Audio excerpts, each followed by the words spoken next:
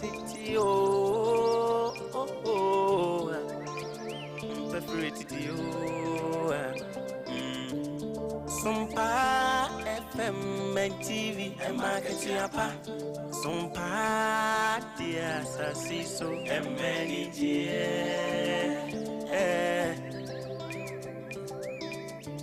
Ajuma yesini ni aketi enti usumo sumyo aguna be ma wanya aketi apa ewa sasiso ewiasim basum na wansum ye dia fanyina mo se wansum bisa usum ye ma aketi apo eni je ti SOMPA dia ma aketi apa SOMPA dia sasiso many je SOMPA FM, SOMPA TV, market yapo, SOMPA de MING.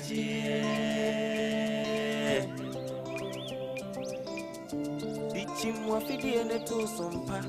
FM and TV, nebema wenijie, ene aketi yapa, nebema wenijio, sabra boy mutajini. Be natural, so no dear when ya Bema when it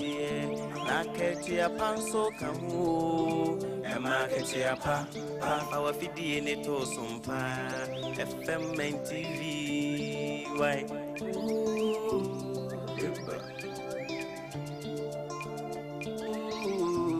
so your passy ever soon yasin SOMPA money.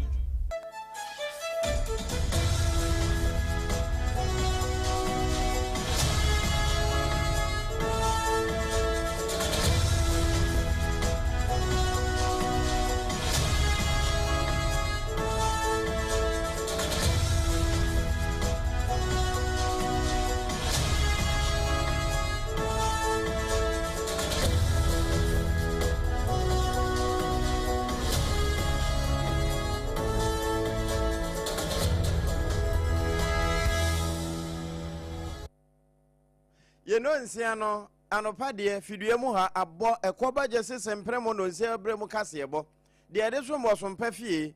e wo FM no so na onya na live for TV so a okọ wiase nyina apa no so TikTok ho a ye nam YouTube SOMPA FM live na Facebook ne SOMPA 106.5 FM Accra anopa ekoba jese sempremo de adanse ho ne mapapa no aso yasene e na kase no eba wa akwan mu Nemom Leicester Company Limited, I want me a yas toothpaste, any toothbrush, no. Woma me atwi ensin fita ye de whitening no, and e te brighten. Na no pay, ye fetchere e de abensem no amawo. Nemom 2074, titi wodudo no. Ya abe for kwan so nei, wono mayo. Na etu nyare wa hodo ye kwan kodase, nemom wa fa afuro ma akoda no fo a. Ye nkamfo ma woni wa woni mfinhye dumienu no. Ekuta ye mu Endpoint Homeopathy Clinic. Ye can physiotherapy, massaging, and homeopathy ayaresa, a woman a crown. One may mudie, one necessary. Chronoma boy here, and we are Santimamu, and a official signboard. One may one crane answer, and for an inch of Dr. Dubois and Dr. Quatin. One quandana, we are in T. A. Chetiano, one more betray idea so a film, Nefi and Quano as I attending. One on a kuta more, and a pay and some pania baby amawo. Na die edimu akotena beti no ebi ne se Yedua mu a wamo efa duaba eno ne nya Ghana fo eduaba ibi ya wamo dua na wamo san de ko obi man so ekokoton no wamo apadwumadie bi ho ntoma mampanimfo ani ntini atwotworo akasase sada na mrasha badwani a wo atwe atifi afa ho baabi titru ene se hwe so ye ho ya ahenkuro no yewura kofi bente wo de atoti mamufo ene mo se abana ye de obetimi bia se obema awia boni dwumadi a wodiemu Mami Millicent yeboa abankwa eyemrahye bedwani di ma de hye awomo ebutu sunyane west ewo bono emantamu wo ka kire BEC ade hye awomo betwero enche bia se ehia kokuduro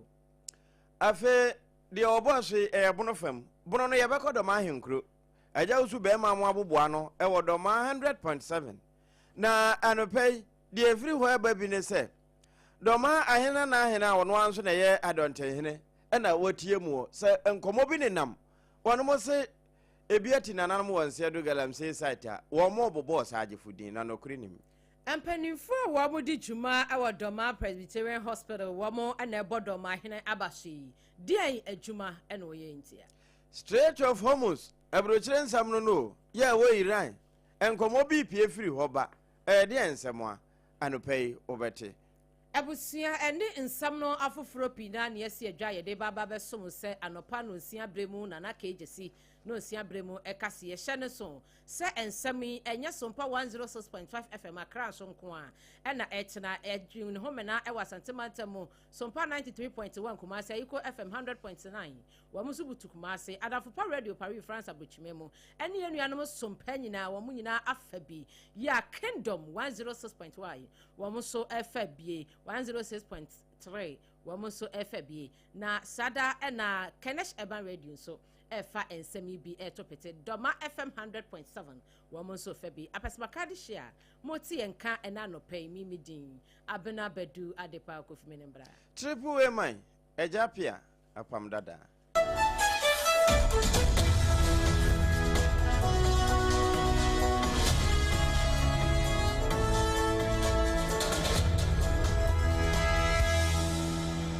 Ebusia yada se ye free samuno ase ediama ne ye hyase e free non traditional export grower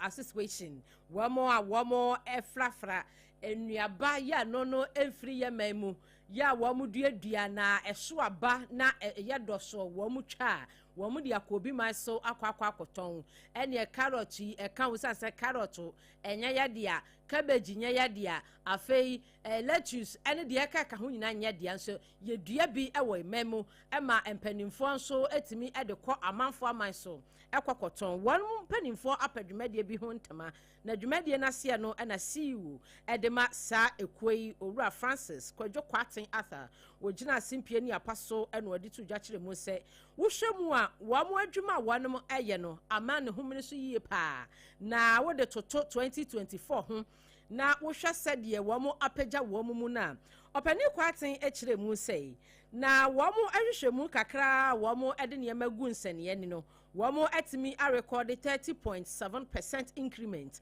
ya enono eboa apagya wamo sikabutini mu every 3.83 billion US dollars na enono ejina from 2024 ebano entini se 30.7% increment ena wamo enya dia enono ababeka wamo sika na enono aya 3.83 billion Ghana cedis no ama se wanom akwakonya 5.006 billion Ghana cedis US dollars 5.00 billion US dollars na weno aye enkuntabu a wamo ebu ya 2025 de ena 2026 wanom apa ho entema wanom adimu nkomo edi a championnifo na enumu nyina no ena owura Francis Kwaten Arthur ekire mu sei aban no aboa wamo afa ba bi pa ntino se wohwemu a se wamo esikamu apagya sa no eyempanimfo emodembo ena wamo ede aboa wamo na ye wamo ani suade hunu pa sei 2030 ebedu de na eniema a wamo timi di free eye Ghana ha sei ekopie mu wo bi man mu no na eniema no emu etimi atre na aboa ama wamo so etimi anya sika de afirafa ho ewa abra na owura Kwadwo Kwaten Arthur ekasa ne ni ensem training na no pon chichiku no ojina ne nche. The non-traditional export earnings has grown by 30.7% from 3.83 billion United States dollars in 2024 to 5.006 billion dollars in 2025. The 10% from the 0.75% import levy is by an act of parliament. So you heard me quoting the Ghana Export-Import Bank Act 991. Now, when you go to section 29, subsection 2, it states clearly what should come to me out of it. So what comes to me is 10%, and my brother Edson keeps the remaining 90%. I am advocating that by virtue of the work I'm doing, and in regards to the targets of achieving $10 billion by 2030, I will need more resources. Openia wakasa yeyi CEO edema non-traditional exports wamo empanimfo ena womo ehia ya womo pa dwumadie foforo ho entema kwan ya wom befa so ema womo dwumadie a womo di no akoso owura Francis Kwadwo Kwaten Arthur wono ena ne yensem training na no ponchechiku edi nkomo yi anopa no nsi abremo kasebo ekoba je sesempre de no ayede firi so mpafie eto ofre FM no so nam TV so Facebook YouTube ni ba bia no eno ne yegusu a yebe edema na yekọ safi afa ho na no nso atoye tifi na henkro safi so eho ne yewura mrasa badwani a otua wo ma no eyewura Kofi Benta afo na town hall meeting bi ekoso ya ne nyina no wo mo ka de ekoso ewo badwafie ede kire timamufo na fe wo mo tie timamufo nso hawo na wo mo de akọlọbe ede ehon mu aye atumi aba na emuna yewura DC ya wono enetua wo ma no municipal chief executive ora Dominic Jesse wo ba be kire sade aban yi bai ya yewura Kofi Benta be yemra se bedwani empuntu dwuma hodo a wayoyoyo ya assembly ne yawe wonya adaje biebie so ewo meeting ase ede kire adehye a wonmo se hwiyo so ne na afa just suma yosofo esuma me no e ma no nkoye se abatro ana abira ye bonto anko na mesia me manfo ka kire wo mo ebira no beba na me no mo de asia na mabu anko ntan a kire de ekọ na magye wo mo adwe nkire so kura de akọ marasha bedwom ama esuma na wo mo esuma me no aye mfaso de na de edi nkan numa akoso ewo mpesua no so ha no ya kire mu nyina kire woni a wo asan so ha mpesua no so edu ba bi a bibi ekoso baby a obiti baby a ohunu di ya na se ebetinchia nkuru so na mbubi ohunu di ekoso baby miamia nyina ti no ho mfonyini na yatwa akire mu no okọ masuo mu a ohwe nkofo dodo a yaboa ama wo mo enye suku akọ woni a eko training college woni a eko university woni a epese extra media ewo mpeso aso ha no MP wa kwanya se bibia obi secondary school na opese results ni bi nya opese usisemu na opeje mu no eno so yaboa ama manfo wasa teacher for atena bia nurse for eni a wotie ni mfoni a wo hwe no won na ye municipal chief executive edema adehye a won mo se hwe so municipality yewura Dominic Jesse ne wie na mrasha badwane owura Kofi Benta afo wode ba beto so chese animu ya enwuma hodo a wom de won saka enwuma suam ene ne eka ho wo abato mpesua no so no eno nso obi esu sei yomani bi wa na yabobos eno no ne mabos ya na kire se yade a yawie ho adwuma enam kwan ebe ne rom ha sei secondary school e wo ha wo mo dining hall with modern kitchen complex ye be si wo ha contractor aba asafo nursing training na e wo ho wo mo enso me bon to na me kodo mi hu se wo mo ni ba bia adesuafo no eco dining a wo mo edidie enu ase me ni tuapa nti wo mo mbisa obisa principal ho onka bibia nkire ya de me di mani hunu ye no enti na contractor e ba se obeye ho so dining hall ene kitchen complex ama omo enwie wo ho se we also secondary technical ebenya sa adwumadie ni ewie a e second se we also secondary school se was omo de story building dormitory for boys no wo be kan na se yewura otumfo e ho na owie school nti otimi be ye ba akoma e ma no ye girls dormitory de me de ba no eno so be hwe be ma no eno e pa ho a tokrom benya 6 unit classroom block with teachers cottage to benya 6 unit classroom block with teachers abonse unit classroom block with teachers sa so na minim se eno a me de contractor ko data no eni a wotiye won na yamra se bedwani edema adehye a won mo se hwiyo so abato mpesua so eno ya atoye tifi mantan mo owura Kofi Benta afo ene kasa ye no na ne kura mu no na yewura Dominic adoma ede ba Dominic Jesse wono na yeyo so de no a na Dominic adoma na yedoma de no wode to asomafo kwa musu anima chese adwempo de wo masusu bi papa de adi mpuntuo ebebra adehye a won mo se hwiyo so ene na afa for our economic market idea is as a sans hanum na so de no yesi na ma attention be brave ba ha no wo hwe some obusa na bebe na fa eno na tactically and as technically no the contractor no e ba set e be chere baby a e be di dwuma no sans e wono ye baby a ene ka se brembre no wo na ye di dwa ndi no wo se ye pe baby for e ma market women ene omo mu di dwa wo ho nyina no na omo ko di omu dwa ko pem se besi market na wi na eno ano ye ba ye ko himfie before eno mpo no ye di kan ba ha ene nananom dodifo no nyina adi nkomo baby a bit me do mako e ka say die ya identify baby aka say ye ho dwuma kakra na ye move o nyina akọ ho no before then no I did man baby guso ba ba twere omo a omo tete stores mu ene shed mu nyina di na de agu nkata so e de twa mu fo ni nyina de agu ho no na be ya se nyame ya dom na ewie market na wona no ho dada no utimi enye baby na di o mu dwa no e be di se dwuma ni nyina na yenya sign contract na ewie aye ndo an contract na 2 weeks say movie e ba side na be ye dwuma e say dwuma wo ho bia wo say ye ne ntem na kedu men ne omo amaka nyina na tumi e movie vi ho no wo say ye maye na ye boye nyame ya eno ye honorable Dominic Jesse wono na ye abankra chepani eduma adehia wono mo sehwe so abato mpesua so town hall meeting nase ene wode nsemeto osomafo kwa musu enimu a wode ma sompa enwomasua ensem bi ewode apam kan yi na ibi nso edamanimu eno no Sunyane West Municipal Education Directorate no womo ewo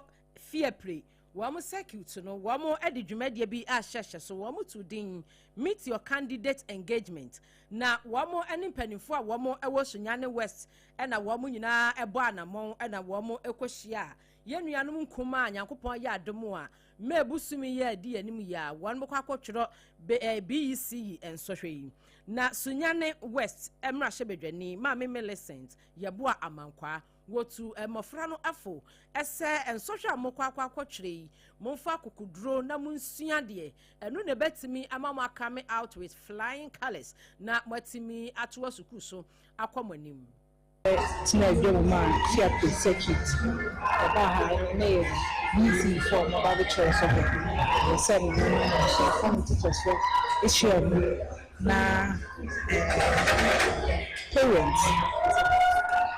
no na be share na parent na ye chọ mo nyoma e so mo ye na nyoma ni place na we say member of parliament dey me ye bia me senjai I mean so me nyomu be nyakasa mission na was studio na to mo so for frequency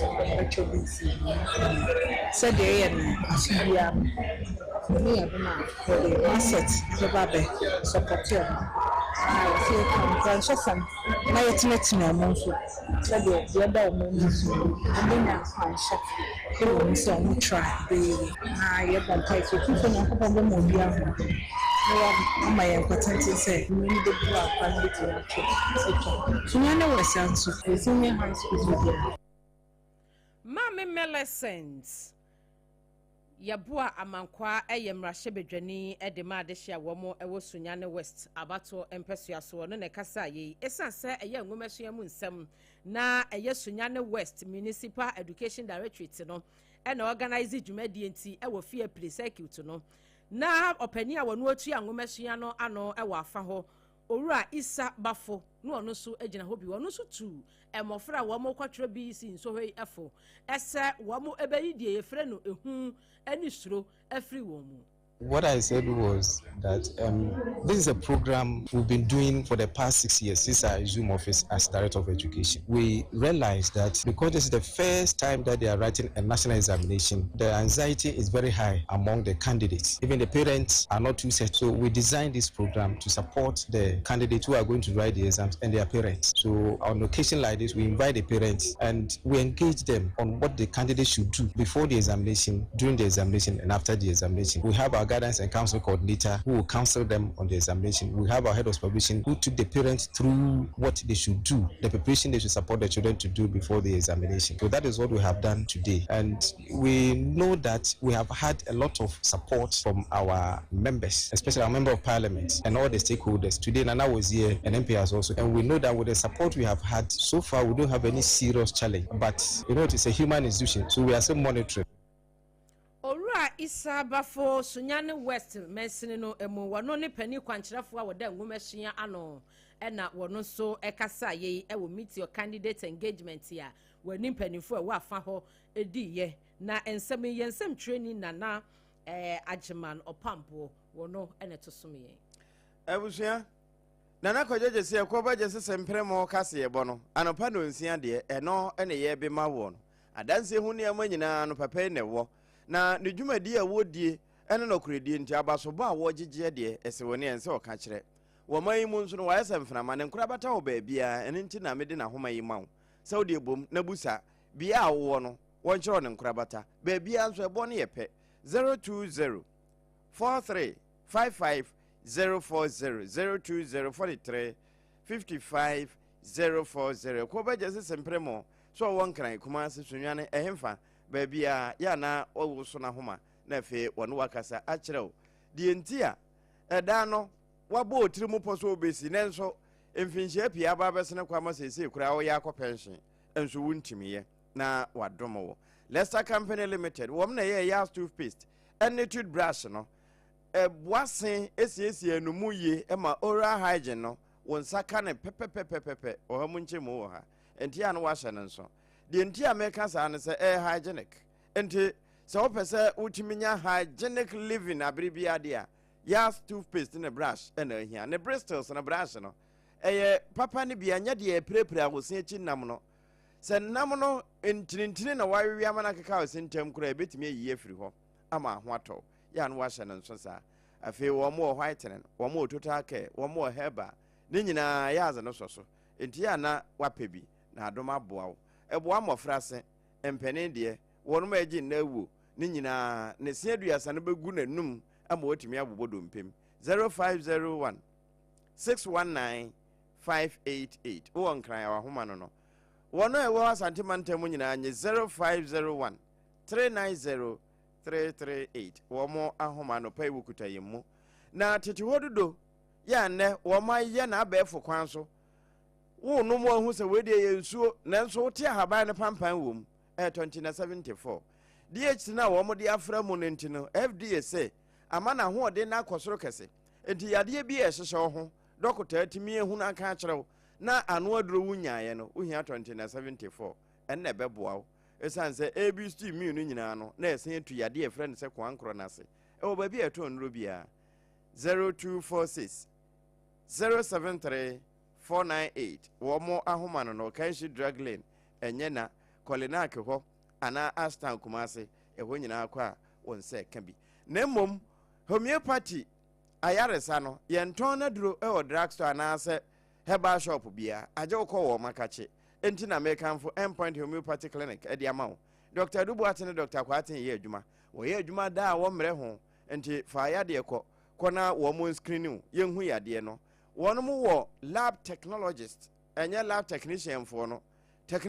se technologist fo na se enti kona wo mo mfa afidie no nhunu ya de no na fe ye ma homeopathy enupa no na wo honto enti eye brebo num sanum ana wode no ye mreyo eye ntini ho yade akoma no mu a ni nyina wo mo waduro ka ho na yenyo massage na physiotherapy no 0244867068 wo mo adama ena no pay ensempa no ye be ede ama wo abusua ansana ye beda ye hutia wa akwa amonene no ma yenkodo ma ahenkuro manem asase paso na fe ye mra na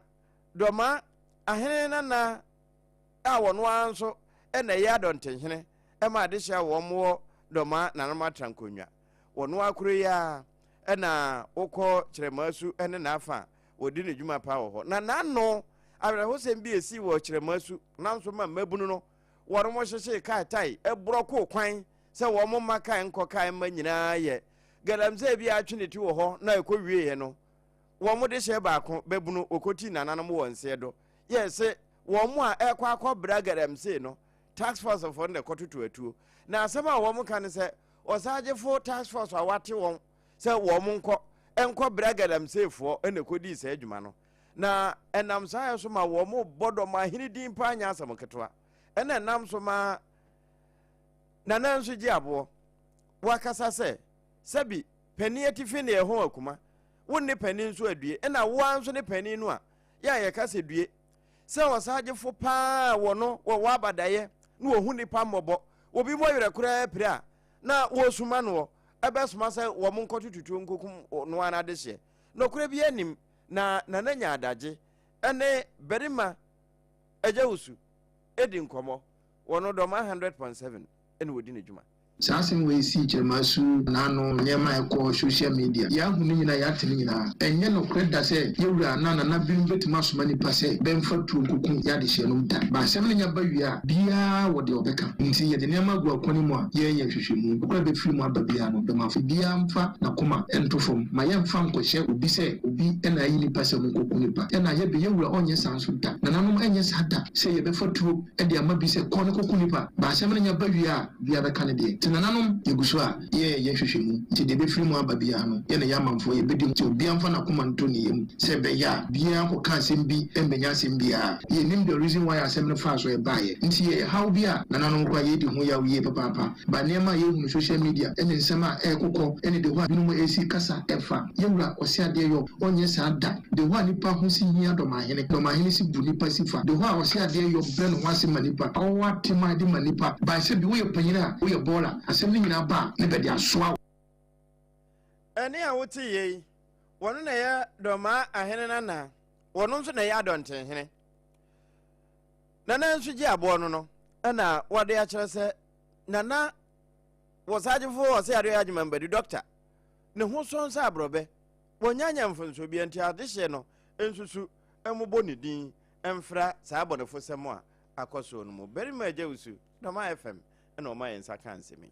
Abusua yada so agyinemu e wo Doma FM na empanifo a wo mo eda Doma Ahinkro Presbyterian Hospital no ano wo mo empanifo enebo amane yin wo mo kiremu se ade adoma hene aye osajefo osi ade yo doctor AGYA badu ya wotoso mienu afei Doma hema odene ho doctor akosua fema dwaben ya wono so etoso mienu eni mpanimfo a wo mo eboaye Emma upiemo ewa Doma Ahinkro Presbyterian Hospital a wamo asiesie ho ne na wamo nie wamo apabidi ama wamo no wamo kiremu se wamo dampanimfo ase papa esie eni kaja eni aseda nanka de wanom ebayiye no nanka efedododo ni nyina mu no opani a wono management no wakasa edema ayasabia no owura Emmanuel ba yeboa wono eda asese Presbyterian Hospital Doma Ahinkro ye kasa na ya seda ene Awurade nsira ne de ma bia aba yen sraban mu abeboa yen yenkwa ya hodene ntimi na ye wo binu mo ho ankwankwa ne nyuma binu mo ho a beboa ya asabia yi pa enti ye wo hanna na se da PAC a eso ene Awurade nsira ne de ma bibia titru eye yewura Doma Ahene osajefo osiade Dr. AGYA Badu President Bono House of Chiefs ona na maame odene ho Dr. Esu Afima Dwaben Some more bed Abua Hospital, no, Yenny so pa ye, the Radishra, Yesre Amabe. The American Sana say, Osha, emergency, the America said primary hospital, emergency, a kid to wear the Yeduma, yes, of the sea. And so, a population as a nipa, we go on a corner or so, Tiana begin say, I was say, hospital no sweet. Entino openi okasa ye ora Emmanuel ba yeboa wono na kasa edema Doma Presbyterian Hospital Doma Ahinkro Presbyterian Hospital no eno okasa ye awoda osajefo osi ade yo doctor AGYA Badu ya wotoso miensa ne hema odene ho doctor akosua fema dwaben ya wono so toso mienu eni panimfo a wo mo aboa age Doma Presbyterian Hospital no ede asi ho emagina ne nan so eno achi no Owura Emmanuel ba yeboa etoto serese mu a muka biewom ene mu a moya adoye ma adoye tumi su feel no ayasabia no wo munwie yo wonsom ni nipa de obetumi aye bia fa beboa aye ayasabia no Mo brofo mo bono ole fem Awurade enti bia wo pepa so baba go hospital yi e wa kwani asanyina so be bia wa ho de betimi bia no so ana roma akoma no kra wo de agya tun so baba go nyame nsira afen so bebre na aseyebo a entimi meduye nti ye bo mpa ya siri nyankopon se safo ni nyina so onsira bennyima so na ne nkoso from na benya bi emedi be bo hye so Wunyai emeye yempo ya wadwene ho wakoma mu ese obeyenti chedi ampon onto nhyira bosuo emfanwu nnwuma so Owura Emmanuel ba yeboa wono ene kasa edema eye Doma Presbyterian Hospital no wono ene kasa ye ensem training kwaku mesa brampa wono na to free Doma Ahinkro esom yen abusua ye gina ye so yesra otwen yen ye dan ye hutiawa ye basisia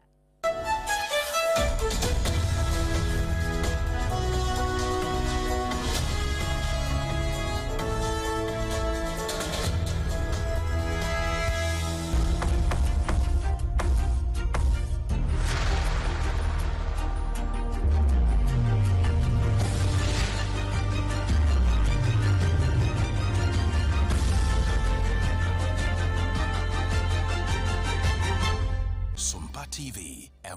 Ketuapa. No crew. Emma Ketuapa papa ampa abusua ye do ase esanso mo mo se watwen yen.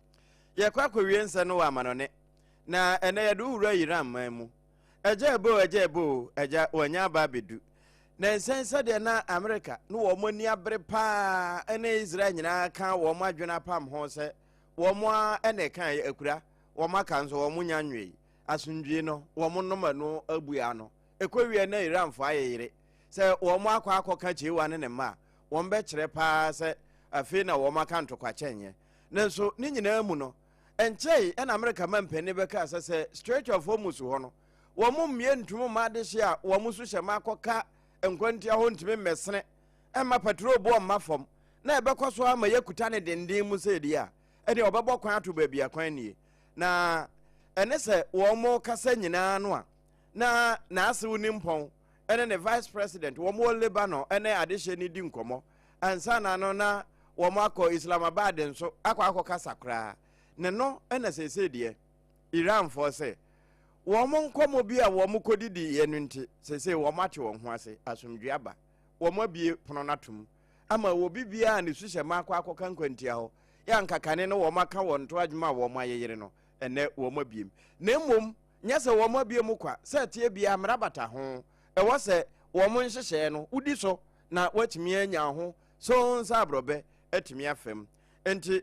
wo mo amana ne so afo Said Abbas Arachi wono na agba asemi so na wode akwakoto ne wiase nyina pa no so a sompa yenso yeni na hwehwe ba bia pempam nsenkotoku nti yakwaku hu na yatwe ede aba ewo mu se na otwe be asemienu mu ni ofoso de etoso nson ba na Trump ani abra sanka asundwe abua no won betumi anoma no na Israel ene Lebanon ede wontiri epam ho no ya wadam no wo ma cheso we de the do ceasefire na wo mo ede ehya ase no ntinyame de kyenya wo niam akoka Strait of Hormuz a kan hokọ ubetumi akofa aba esanse Iran for say de wo mo abie wonto ni nyina eye negotiations a ekoso JD Vance nom ene kalibafo mo entem wo Pakistan a eno entimi amfoe na ekire wono mo yese setire ya wo mbekomu no enenne wo mo AGYA atumi ene so ne yegyina na nsem ne yede wasie ne mo afe ne waso afidie no a de eba ye ne bi nie non-traditional exports wa mo association panimfo epadwumadie bi ehon ntama na ne nyina no na efar kase no a ejina 2025 wa mo earnings no eni sika wa mo enyaye wa mo kire mu se adwuma no wa mo bo adwuma pa atimi increase by 30.7% ya enam so emu wa mo anya 5.006 billion US choppable dollars 2025 for the enkwa wo munyaye na ne nyina mu na kire se adwuma no ekoso wo mu srempanimfo se akade bia wo mu so ebehia wo mu export cabbage ne carrot ne de ka ho no wo mu emfa meboa wo mu na bibia enkoso sada na mrasha bedwani a wo se hwioso ene na afa ene na bankrache pani nso no wo man ntafre wa wo no mo cheche wo nchefa ewom wo mabu ho ankonta e de akire temamufo ena doma ahene na ya oya dontenhene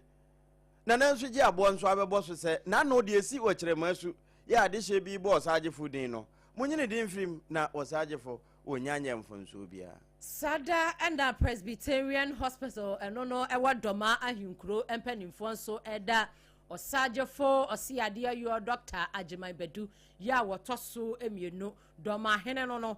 afa ni ba hema ode ne ho doctor akoso ya fima dwaben ya wono so etoso mienu eni mpanimfo a wo mo beboa ye ema doma ahinkuro Presbyterian Hospital no etumi afa ntampa efrase Israel Lebanon wo maka wontira pam ho sade be na asundwe betimi aba e wontokwa wo de akwa yire Iran ko mu no na ene Iran wo mama ne so afo abamane yesese Strait of Hormuz no wo ma bi wonto wo shepu akofa nema obetimi aba abesen anopei ensema ye de brewo na efa so mpankora batane nyina doma 100.7 FM makene soban radio enso fa bi sa na Kingdom 106.1 FM ono nso fa bi e wo mankese mfimfini mantam ayiko fa bi e wa santimamu no na adamfo pa radio France wono nso afa ya woto apete www.somponline.com Yero atabo ati achechira koto na emom enimo ngoma no so no Sompa 106.5 FM Accra and Sompa FM Live ɛne yɛ YouTube a ɛnsɛm nyinaa wɔ hɔ triple way man AGYA APPIAH APAM DADAA ɛne mediano pay mene ABENA BADU ADEPA KWOFIE abusuan yadamu nyinaa mu ase ama momonitie ɛne hwa adehye